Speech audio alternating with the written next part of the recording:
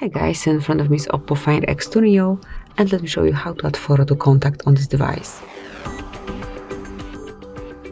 So at first open your phone dialer, go to contacts then, and select the contact that you would like to add this profile picture to.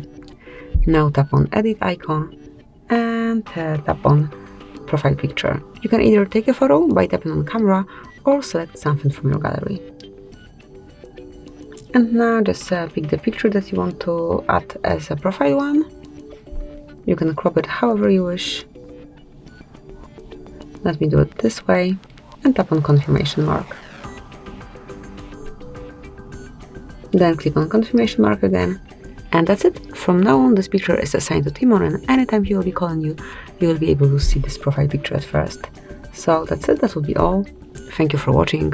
Please subscribe our channel and leave the thumbs up.